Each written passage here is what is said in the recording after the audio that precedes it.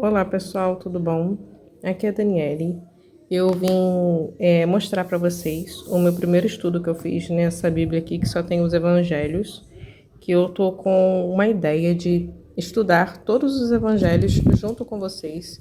E por isso eu criei essa playlist, que já tem 2 vídeos nessa playlist. O vídeo do review de eu abrindo esse material e o vídeo de eu fazendo algumas alterações, vamos dizer, da parte estética, ou também que eu fiz marcações, eu usei marcadores para fazer algumas alterações necessárias. E se vocês quiserem saber mais, vocês vão lá na playlist do canal, que vocês vão achar tudo sobre essa Bíblia aqui, que tem os evangelhos. E no meu próprio canal tem vários vídeos falando sobre Bíblias, falando sobre o estudo da Palavra de Deus. Mas eu queria começar aqui com vocês hoje. Hoje eu li o capítulo 1 do livro de Mateus. E eu usei essas marcações aqui. Aí quando vocês verem essas cores aqui, todas elas têm um significado. E quando eu marquei foi pensando nisso.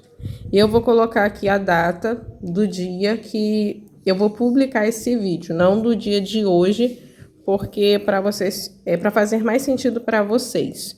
E eu fiz o capítulo 1 de Mateus. Eu já havia lido o capítulo 1 de Mateus para meditar sobre. Eu não fiz a introdução ainda, porque eu quero fazer a introdução mais para frente, porque eu quero levar em conta todo o livro de Mateus para depois fazer a introdução. Talvez eu faça antes de finalizar, porque eu estou lendo também muitas bíblias de estudo que estão me servindo de base para ajudar a entender toda a dinâmica dos evangelhos. Ó, deixa eu mostrar aqui para vocês, ó. Eu estou levando em conta essas Bíblias aqui, ó, a Bíblia esquematizada, que tem uma boa introdução, a Bíblia NVT de estudo, essa Bíblia aqui para estudo com recurso com crianças. Tem um livro aqui embaixo que eu estou lendo também, mas é mais sobre outro assunto. E a Bíblia Jesus Bible, que também foca muito no Senhor Jesus Cristo, que eu estou usando ela para me ajudar a compreender muitas coisas importantes. Então eu estou usando todos esses materiais e de vez em quando também eu estou pesquisando em outras Bíblias, a Bíblia Shed e a Bíblia de Estudo da Fé Reformada, que também são muito boas, mas principalmente essas Bíblias aqui. E essa daqui, ó, ela tem uns recursos muito bons, que ela faz a harmonia dos evangelhos e ela cita alguns pontos muito importantes. A capa tá estragando, mas é por causa do material, né? Mas enfim, aí eu tô fazendo o uso desses materiais e da própria Bíblia como um todo. Os textos que eu vou citar para vocês de referência, eu tô lendo na própria Bíblia. Ó, eu comecei aqui. Aqui é só o capítulo 1. Tá vendo como é que está? Deixa eu fazer assim para vocês conseguirem ver. Eu vou tentar ler tudo isso aqui com vocês para a gente fazer esse estudo juntos. Aqui se refere somente ao capítulo 1. Quando a gente vira a página, já é o capítulo 2, tá vendo? Já é o capítulo 2. Então, todo o capítulo 1 está aqui. Deixa eu tirar esse fitilho para não atrapalhar a gente. E eu fiz um estudo tentando fazer um estudo mais técnico. Eu tentei não focar em um personagem, tipo assim, em personagens, tipo, vamos dizer, vou trabalhar em cima do personagem Maria, apesar de ter muitas mulheres citadas aqui, isso chama os meus olhos, mas eu quis olhar no sentido mais, no estudo que abrange questões importantes para por que a genealogia de Jesus foi escrita dessa forma. E eu vou ler aqui um pouquinho com vocês do que eu escrevi e conforme for eu falo mais alguma coisinha. Eu escrevi de caneta, ó, mas se vocês deram uma olhada, não ficou mostrando nada do outro lado, e isso é muito bom. Eu tô aqui com a minha Bíblia, ó, completa, só pra gente usar, ler os versículos que eu vou citar de referência. Eu vou deixar a caneta aqui, só pra não ficar saindo do lugar. Esqueci de virar. Vamos lá. O capítulo 1, basicamente, retrata a genealogia de Jesus até o versículo 17, e na sequência nós vemos uma explicação breve do nascimento de Jesus. E temos aqui esse acontecimento até o nascimento de Jesus. Mas primeiro a gente vai falar um pouco sobre a genealogia. Eu não vou ler o texto, porque senão esse vídeo vai ficar muito grande. Eu vou ler o estudo que eu fiz. Vocês podem até não concordar com o meu estudo, mas foi dessa forma que eu consegui compreender. Estrutura geológica em Mateus. Eu fiz aqui tipo uma tabelazinha, ficou simples, mas né? Aí eu botei aqui período e foco teológico. Período de Abraão até Davi, porque a genealogia é dividido em 3 pontos de 14 gerações.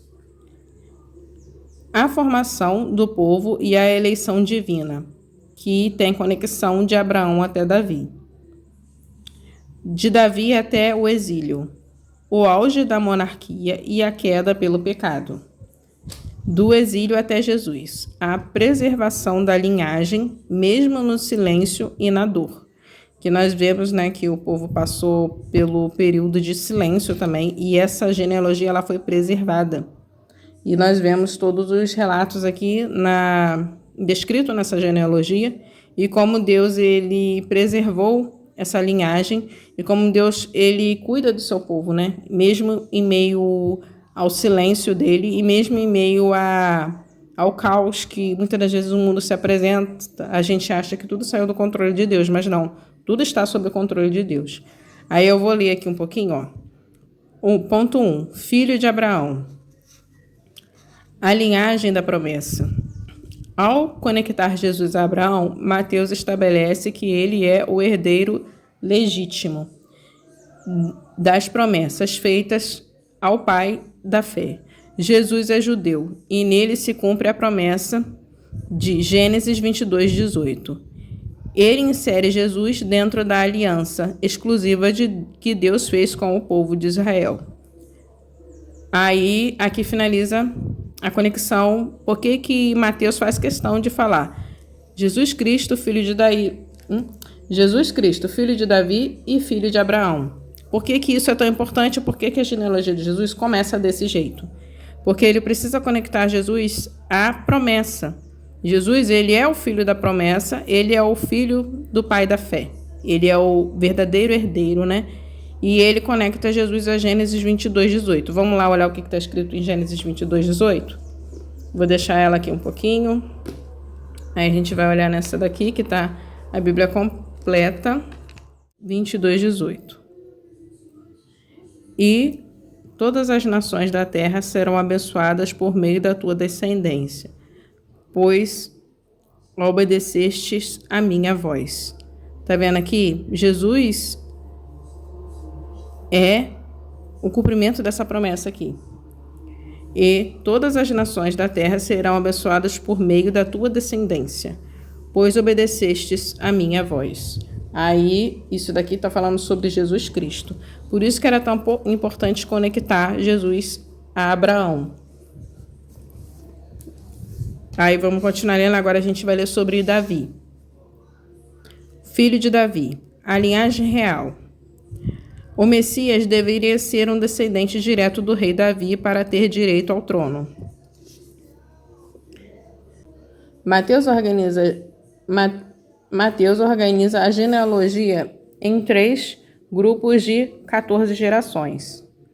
No hebraico, as letras também são numéricas. São números, gematria. O nome de Davi, ó, tá vendo? É assim que se lê lá no original. Soma exatamente 14. Aí D seria 4, V seria 6 e D seria 4 de novo. Somando dá 14. Ao estruturar o texto assim, Mateus está gritando visualmente para o leitor judeu: este é o filho de Davi, este é o rei. Mateus usa essa lista para dizer que Jesus não surgiu do nada. Ele é a prova de que Deus mantém sua palavra através dos séculos, independentemente das falhas humanas dos personagens dessa lista. Ó, eu li até aqui. Tá vendo? Por que Mateus ele escreve a genealogia de Jesus desse modo e ele deixa claro por que ele frisa no número 14? E por que isso é descrito desse modo? Assim todas as gerações de Abraão até Davi foram 14. E de Davi até o exílio na Babilônia, 14. Então, 14.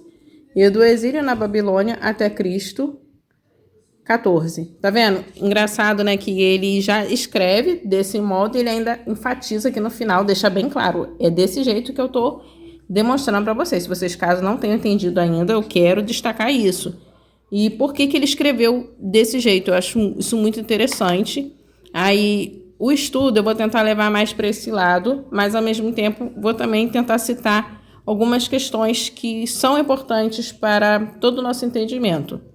Ó, aqui nós vemos que eu fui lendo o texto, né? E eu quis destacar José. Quando eu uso essa cor azul escura, eu estou destacando um personagem. José era um homem justo.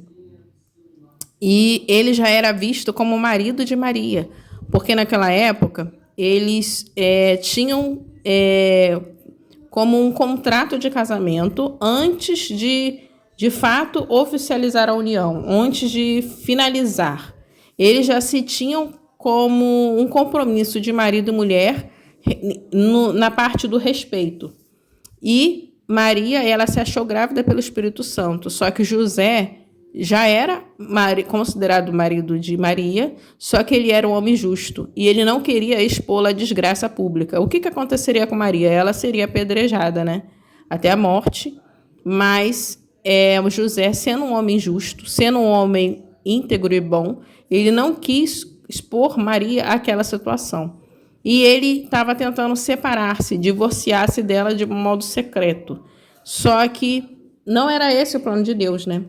Deus queria que José fosse o pai de Jesus aqui na terra, né? Fosse aquele que educasse Jesus aqui na terra. Ele queria esse homem justo aqui. E o anjo foi falar com José por meio de sonho, explicar tudo o que estava acontecendo para que ele acalmasse seu coração, para que ele tranquilizasse seu coração, que estava tudo sendo de acordo e que, como Maria havia falado, que ela engravidou pelo Espírito, e foi assim mesmo que aconteceu. E aqui fala assim, né? E ela dará à luz a um filho, a quem darás o nome de Jesus, porque ele salvará o seu povo dos seus pecados. Olha só que bonito, né? Que Jesus veio nos salvar dos nossos pecados, né? Só que ele veio salvar o seu povo. Olha só que interessante isso daqui. Eu só queria deixar de destacado aqui o seu povo, tá vendo? Só para nós pensarmos sobre. Tudo isso aconteceu para que se cumprisse o que o Senhor havia declarado pelo profeta. Aí aqui é uma citação do profeta. Por isso que está dessa cor aqui. E eu coloquei aqui, é lá em Isaías 7,14. E eu tenho um texto que fala sobre isso. Aí eu queria ir lá em Isaías primeiro, para a gente ler lá e depois a gente voltar aqui. Eu vou lá, rapidinho. Por isso que é importante, mesmo que eu estou estudando só os evangelhos, a gente tem uma Bíblia completa em mãos para a gente ler, porque todos os evangelhos se baseiam em toda a palavra de Deus, em toda a Bíblia. Eu já estava passando. Em toda a Bíblia. Então, é importante a gente considerar toda a Bíblia. 7,14.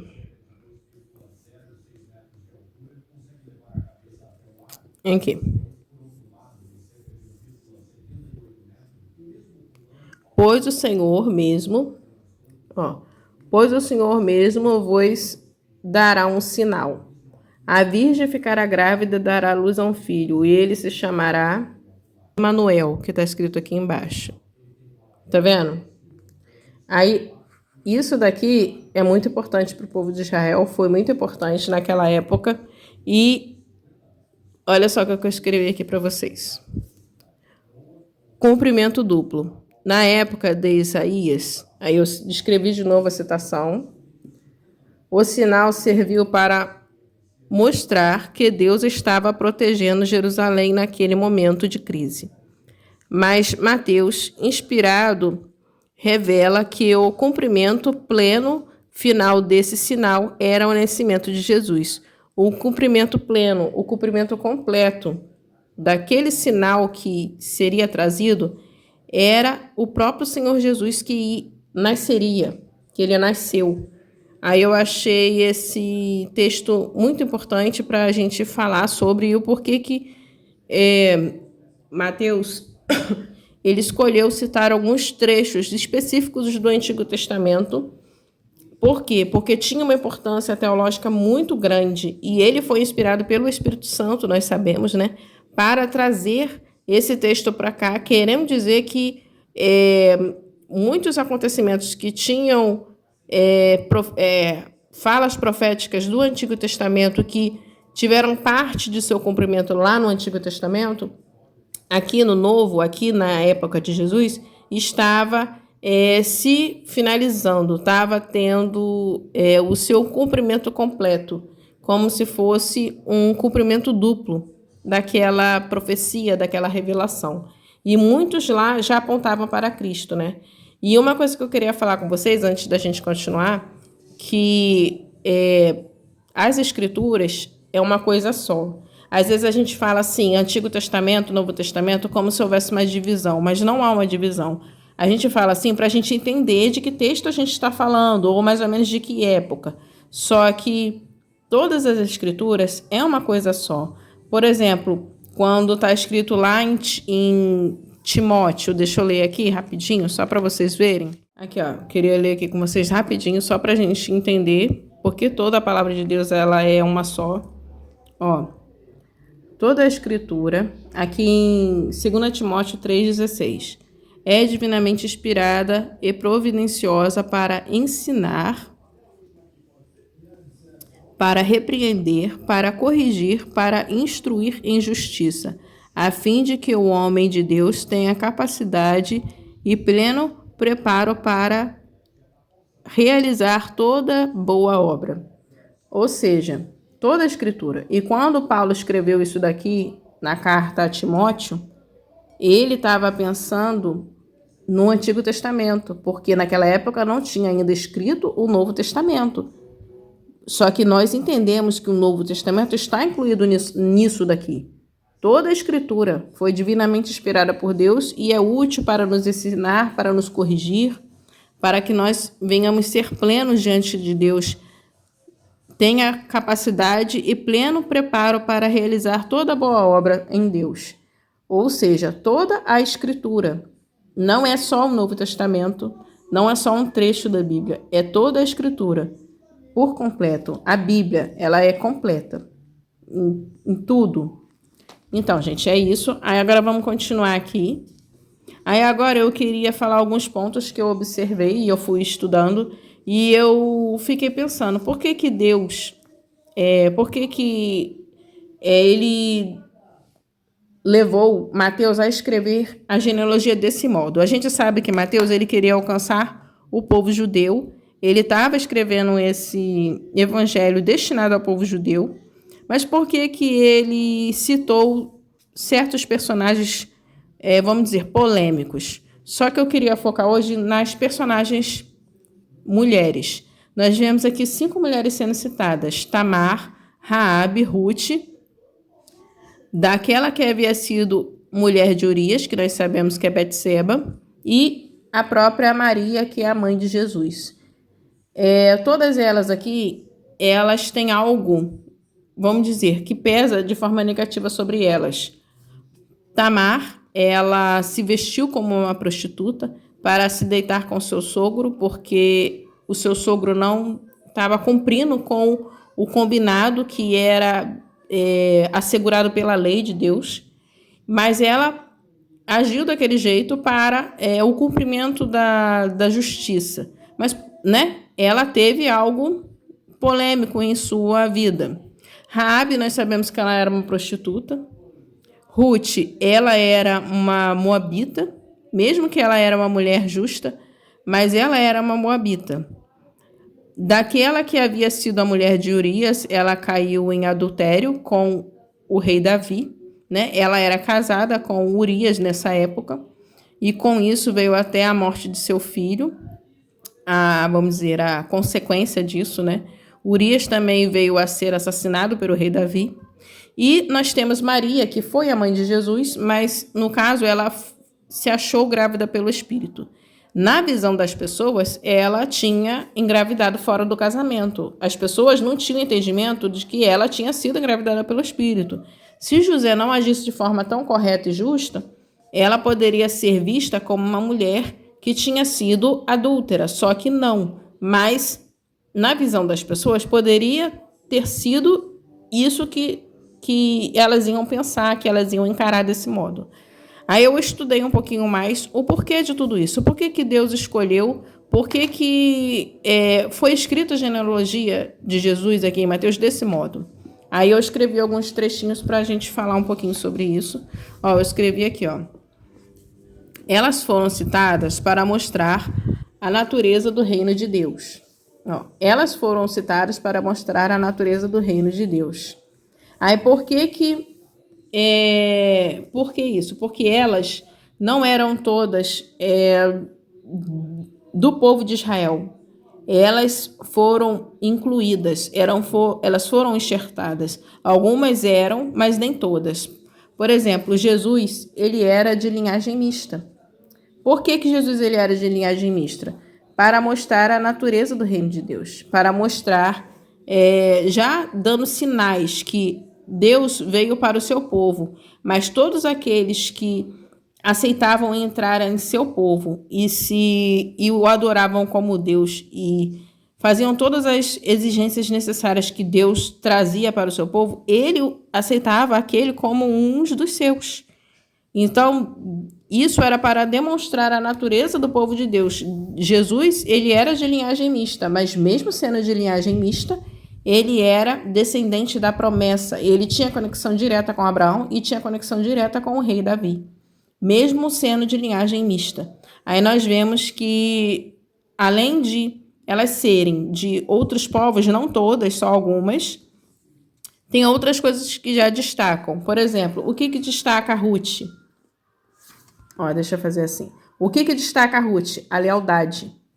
Ruth era uma mulher leal, foi leal à sua sogra, ela foi leal à família que ela foi incluída, ela abriu mão de estar no meio do seu povo e foi para um povo que a via com desprezo. A única que lhe tratava bem era a sua sogra, naquela situação ali que o seu esposo já havia morrido e seu sogro, e ela foi com a sua sogra para um povo que não a via com bons olhos, mas ela foi por lealdade. E ela tomou Deus, o Deus de sua sogra, como o seu próprio Deus. E ela foi leal e ela foi fiel e ela foi recompensada por sua lealdade. Nós sabemos que Boaz veio como resgatador dela e isso tem um significado muito grande. E é muito bonito. Por que Mateus escolheu Ruth para estar sendo citada na linhagem? Ele estava ali destacando a lealdade de Ruth. E Maria, a submissão. Ela foi em todo o tempo submissa. Ó, lealdade, submissão. Raabe, apesar dela ser uma prostituta, ela foi vista como uma mulher de fé. E nós vemos ela sendo citada lá na história, no livro de Josué, mas vemos também ela citada em Hebreus 11:31, que ela é citada como uma mulher de fé, e a sua fé ela vinha junto com a sua ação. Não era só uma fé sem demonstração de suas ações. Ela tinha fé, mas se movia, demonstrava por meio de suas atitudes que ela realmente era uma mulher de fé. E Tiago 2:25 também fala sobre isso. Tiago também a cita, e é muito interessante como a gente vê Tiago levando em consideração todos os ensinos de Jesus para escrever as suas cartas.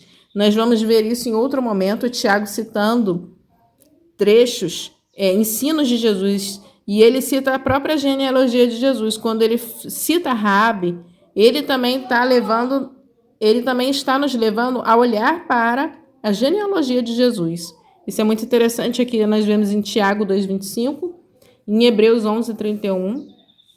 E eu escrevi um trechinho aqui sobre Raabe, sobre a reflexão que Raabe nos traz.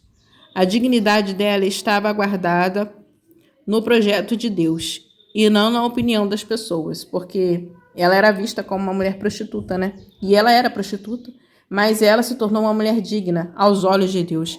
E ela aceitou isso para sua vida, mudou de postura e corrigiu suas atitudes no sentido de que se tornou uma mulher digna de fato. E ela foi vista assim, e ela foi aceita no povo de Deus, ela foi incluída, ela foi enxertada. E ela se tornou, e você vê que ela entrou para a linhagem do Senhor Jesus Cristo, né? Isso é muito bonito. Ela se casou com Salmão, Aqui está escrito no versículo 5. Ó, está escrito no versículo 5. E vamos falar um pouquinho agora sobre Tamar. Tamar, ela foi a nora de Judá, só que ela gerou filhos do seu próprio sogro, né? Se você quiser saber mais sobre a história de Tamar, coloca nos comentários. Se você não conhece a história de Tamar, que eu posso trazer um estudo mais focado em toda a história da vida de Tamar. Mas o que eu queria focar agora é que o que destaca ela é a persistência na justiça. Ela correu atrás da justiça. Ela foi firme, ela foi persistente, que ela confiava na justiça de Deus, na justiça que Deus garantia ao seu povo, assegurava ao seu povo. E isso está escrito lá em Gênesis 38, versículo 26. E ela foi vista como a mais justa, né? Judá, ela fala, ela é mais justa do que eu, né? E ele era um dos patriarcas e ela foi vista como a mais justa. Então, o que destaca Tamar é a sua persistência na justiça e ela sendo a mais justa, sendo vista como a mais justa pelas suas atitudes, né? Você vê como as atitudes são importantes, porque são os frutos que demonstram quem a gente é de fato, né? Não adianta eu falar que eu sou uma coisa e as minhas atitudes disserem outra. A gente precisa demonstrar por meio das nossas atitudes para ver o que há de fato dentro de nós, né? Eu não estou falando de atitudes vazias, eu estou falando de atitudes bem fundamentadas. E nós vemos também, eu queria também destacar inclusão e graça, que incluindo todas essas mulheres aqui, fala muito sobre inclusão e graça. E nós temos também, aqui ó, Betseba, redenção e transformação. É isso que destaca essa mulher, que aqui o nome dela nem é citado, mas o que destaca essa mulher é a redenção, que ela foi envolvida em em um ato pecaminoso, e ela sofreu as consequências de tudo aquilo. Ela encontrou Davi no pior momento da vida dele, na fase mais baixa da vida dele, no sentido de estar bem com Deus, mas ele passou por tudo aquilo ali, e ela ficou do lado de Davi. Ela perdeu o seu filho, ela viu a morte do seu filhinho, mas mesmo assim ela se manteve firme ao lado dele, e ela encontrou a redenção, e ela teve a sua vida transformada, e ela teve a sua imagem transformada, porque ela se tornou a mãe de Salomão, o homem mais sábio, né, de todos os tempos, e ela ficou ao lado de Davi, né, esse tempo todo. Apesar de tudo que aconteceu, apesar de toda a dor que ela passou, ela se manteve firme ao lado de Davi, e Deus permitiu que ela encontrasse a redenção e que ela encontrasse a restauração. Mas por que aqui no livro, nos escritos, por que o nome dela não é citado? Por que fala assim? E Jessé gerou o rei Davi, e Davi gerou daquela que havia sido mulher de Urias, Salomão. Por que não é descrito o nome dela? A primeiro momento pode parecer que ela está sendo depreciada, ou que ela está sendo diminuída, ou está sendo, como se estivessem colocando sobre ela o peso de tudo que aconteceu de errado, ou como se ela fosse a culpada. Mas não é isso que Mateus estava querendo dizer, não é isso que o Espírito Santo, ao levar Mateus a escrever as Escrituras, que estava querendo nos transmitir. Olha só o que estava acontecendo aqui. Honra ao justo. Ele estava dando devida honra a Urias, porque Urias era um homem justo, e Urias foi citado como um homem justo por Deus, lá nas Escrituras. Deus nunca esqueceu o sacrifício de Urias. Isso daqui é Deus dando honra a um homem justo que Urias foi. E lembrando de tudo que aconteceu e dizendo, eu não estou dizendo que as coisas erradas não aconteceram. Eu estou dizendo que eu pego essas pessoas aqui e transformo em pessoas que se tornam dignas o suficiente para entrar na genealogia do Filho de Deus. Isso aqui fala sobre, para mostrar a natureza do reino de Deus. Por isso que tudo isso aqui está descrito. E voltando a falar um pouquinho sobre Tamar, O ensino que Tamar nos traz é: nossa dignidade precisa ser defendida com coragem. É preciso ter coragem em muitos momentos para defender a nossa dignidade. Coragem de ser firme nas nossas convicções, de ser persistente, de abrir mão de uma vida de pecado, de entender que é preciso coragem para enfrentar os olhares das outras pessoas quando você, em momentos, for uma pessoa pecadora, for uma pessoa que fez coisas horríveis. E pecado é horrível mesmo. Mas agora você é uma pessoa transformada em Cristo Jesus. É preciso coragem para enfrentar tudo isso. Mas não para bater boca com ninguém, mas coragem para suportar firme essas provações, essas dores, para que no momento certo Deus venha demonstrar que você é uma pessoa diferente, e as suas novas atitudes vão mostrar isso também. E eu queria, só para fechar aqui, ler aqui um trechinho com vocês, que seria uma conclusão do porquê que a genealogia de Jesus foi escrita desse modo. O reino de Deus não é um lugar de fachadas perfeitas, mas de verdades restauradas. Aí eu queria deixar essa frase para vocês meditarem. Por que a genealogia de Jesus foi escrita desse modo aqui no livro de Mateus? E Mateus destinando esse escrito aos judeus. A gente vê isso em todo o escrito da genealogia. Ao mesmo tempo, ele escolheu personagens tão polêmicos para descrever, porque ele não estava falando aqui só de um judeu, ele estava falando aqui do Filho de Deus, ele estava falando aqui daquele que era o filho da promessa, o cumpridor da promessa, o filho do rei, o rei legítimo.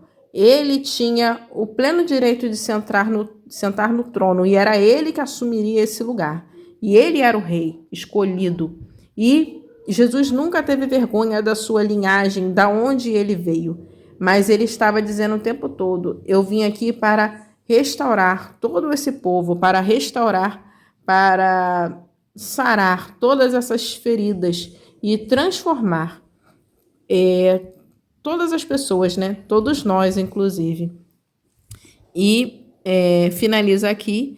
E aqui eu destaquei, ó, tá vendo, de verde escuro? Porque José, ele respondeu corretamente ao chamado de Deus, ó. Se nós lembrarmos, o anjo falou para José se casar com Maria e ele entender que Jesus, ele era aquele prometido desde a época do profeta Isaías. E José, despertando do sono, fez o que o anjo do Senhor lhe ordenara. Ele respondeu corretamente ao chamado de Deus. E muitas das vezes nos falta isso, responder corretamente ao chamado de Deus. E Deus às vezes nos chama a sermos mulheres fiéis ao Senhor, corretas diante de Deus. E às vezes a gente falha no chamado. E serem homens justos e corretos diante de Deus, assumindo a responsabilidade, sendo firmes naquilo que precisa ser. E muitas das vezes falham em suas missões. Mas Deus nos chama a responder corretamente ao seu chamado.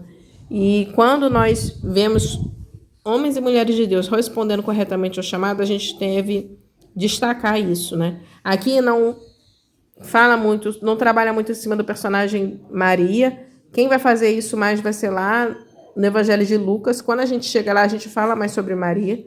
Mas no momento aqui, a gente pode destacar bem o personagem José. E todos esses homens e mulheres que passaram pela genealogia de Jesus, né? Aí eu queria aqui, só para a gente finalizar aqui, destacar o que entra em destaque na vida de cada uma dessas mulheres aqui. Nós vemos aqui Tamar, persistência na justiça. Raabe, fé. E a sua fé veio com as suas obras, com a demonstração de suas obras. Nós vemos Ruth, lealdade. Betseba, redenção e transformação. Maria, submissão.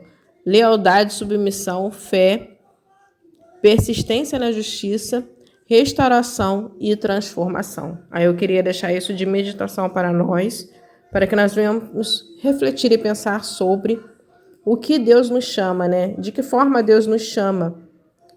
E o que Mateus estava querendo destacar por meio de citar esses personagens na genealogia. Eu sei que eu foquei mais nas mulheres, porque isso me chamou a atenção e eu vejo que eu preciso muito aprender por meio dessas mulheres, mas de todo o capítulo 1 do livro de Mateus. Então é isso, gente. No próximo estudo eu vou tentar fazer o capítulo 2, né? Completo, eu acho que vai dar para fazer, que vai dar essas 2 páginas aqui em um trechinho. Eu acho que vai dar para a gente fazer o capítulo 2 completo. Aí assim que eu fizer, eu coloco no canal para vocês. Eu podia pular lá para a genealogia de Mateus e depois voltar para cá, só que eu acho interessante a gente dar continuidade na leitura do texto, da leitura do livro, mesmo que aqui esteja citando do assunto genealogia, aqui fala de mais assuntos. Aqui fala de genealogia, fala de outras questões também.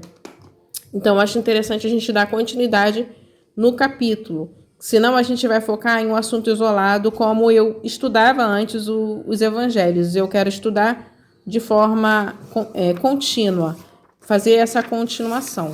Aí eu vou colocar aqui depois a data do dia que o vídeo vai sair para o ar, para vocês, para não gerar essa confusão. Eu vou colocar aqui, vou botar aqui, ó, dia 11/4. Que eu vou colocar o vídeo no ar, vai ser num sábado, pra gente estar acompanhando junto. Aí todas as vezes que eu colocar o vídeo no canal sobre esses assuntos, eu vou colocar a data aqui certinha pra gente saber qual dia que esses vídeos foram pro ar. Hoje não é o dia 11/4, é antes, mas é porque eu gosto de deixar o vídeo preparado antes pra gente acompanhar o estudo juntos. Eu sei que eu não li todas as citações direto na Bíblia, mas porque senão o vídeo ia ficar muito grande. Mas é isso, gente. Fiz o estudo do capítulo 1. Depois vocês coloquem nos comentários o que vocês acharam, se vocês têm alguma ideia, se vocês querem que eu aborde mais alguma questão interessante. Eu só deixei passar alguma coisa que eu não falei. Podem colocar nos comentários, é muito bom para a gente aprender juntos. E deixa o like no vídeo, se inscreve no canal. Acompanha a playlist dos estudos que eu estou fazendo sobre os evangelhos e dá uma olhadinha em todo o canal. Fiquem com Deus e até a próxima. Até o próximo vídeo.